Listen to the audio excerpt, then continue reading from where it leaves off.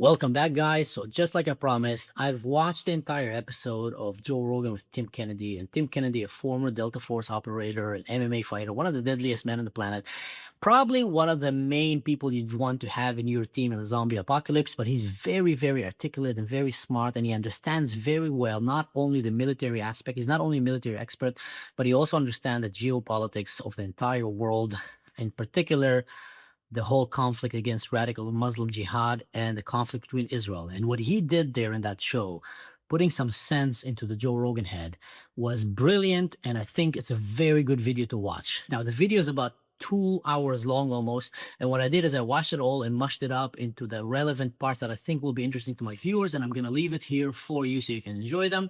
If all of Hamas just went away, we would have peace. If they laid down their arms and they stopped murdering innocent civilians and raping women and killing babies, you'd have peace. If the other side laid down their arms, they would all be murdered, all 7.5 million of them, until they just were walking in blood through the Jordan River. How do you solve this problem? The radicals have to be eliminated. The terrorists have to go away. That is not, I'm not conflating the Palestinians and the terrorists. Those are separate things. But if there's 2.5 million people that are living in Gaza that are allowing 30,000 terrorists to run them, at some point, the olive branch cannot be extended from Israel when 30,000 people are using that region to launch attacks into their sovereign nation. And we were talking about the propaganda that exists in America. What about the propaganda that exists in Palestine? I mean, what is their thought? Oh, it's crazy. Yeah. And it's not to say that the plight of the innocent Palestinians is not a fucking terrible situation to be in. If you're stuck in Gaza under the rule of Hamas, and then you have Israel just like keeps everybody detained in this one area, it's not good for them either. No, 2.4 million people in an area the size of Washington, D.C. Yeah. And I like to use the word stuck because they are. You know, we have 240 hostages that are in Gaza, like legitimate Israeli, American, Brazilian, from almost every single nation. There's hostages in Gaza currently from October 7th. But the 2.4 million people, the Palestinians that live in Gaza, they are being held hostage by 30 to 40,000 radical Hamas and about 7 other radical organizations that are terrorist organizations. So your word stuck could not be more accurate. There are great, peaceful, wonderful Muslims in Gaza that voted in a terrorist organization when the PLO and Hamas were trying to figure out who is actually going to be the ruling party of the Palestinian people. Hamas won out, and now they are the size of a cartel, being funded $70 million a year from Iran is being pumped into Hamas. And all they're doing is taking every little bit of humanitarian aid and converting it into military resources. And those poor people, those poor Palestinians, are trapped in between all of this.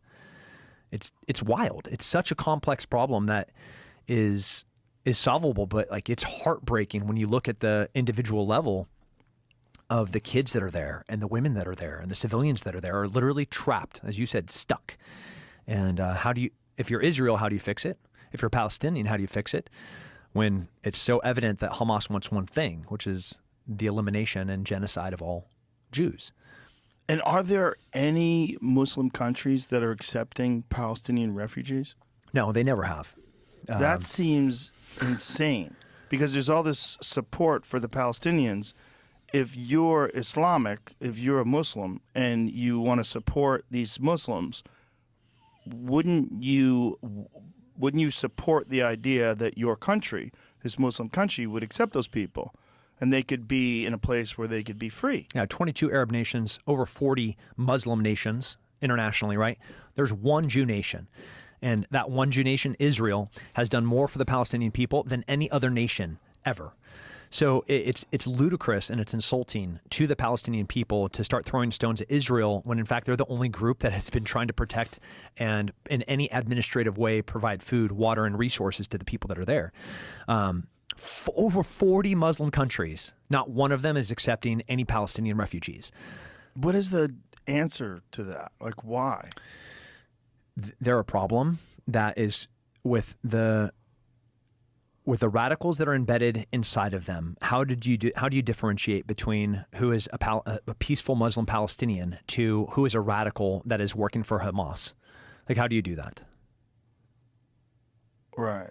So as I'm getting evacuation requests 2 weeks ago, and we're trying to be good, proper, judicious servants, how do I know that this name of this person is not trying to fill out an evacuation form to be assisted to move from an area that they're currently denied in, where their area of movement is restricted, for any other reasons besides that they need help? Like, it's a really hard, multiple levels of truth to try to peel back to figure out who some of these people are and what their intentions are.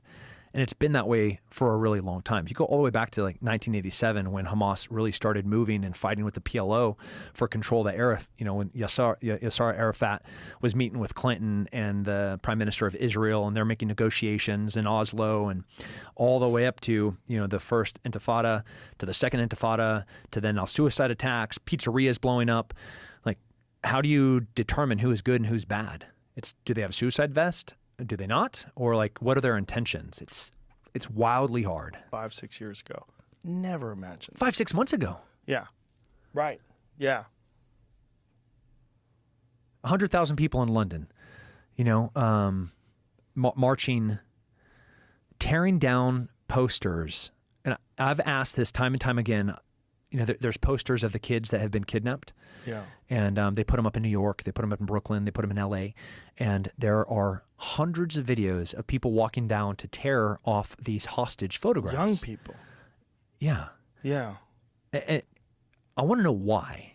Like, why don't you want to see a picture of a 9-year-old girl that was kidnapped and is now a hostage by a terrorist group in Gaza? Why don't you want to see that? Why are you tearing that down? And I think that the answer is it goes in direct conflict with the thing that they want to believe. And they think that it perpetuates a cycle of violence, and that them tearing it down, and that is them like protecting the Palestinian poor, impoverished people, when in fact they're tearing down the victim, the Jew or the Christian or the Brazilian that was kidnapped, that is now being held hostage in Gaza by a terrorist group of people and thugs. Why are you tearing that down? Well, this is very bizarre progressive narrative. It doesn't bother me what your political views. It doesn't bother me which side of the fence you want to hang on. But there's some things that are just clear out there. Ripping off posters of kidnapped children that were taken from their homes. They're not soldiers, they're not militants. They're just literally innocent kids or women or elderly Holocaust survivors. Just going around the streets and ripping them off while you know that they're being held in the most inhumane conditions, probably tortured, underground. That should tell you a lot about these people. A lot. Let's continue.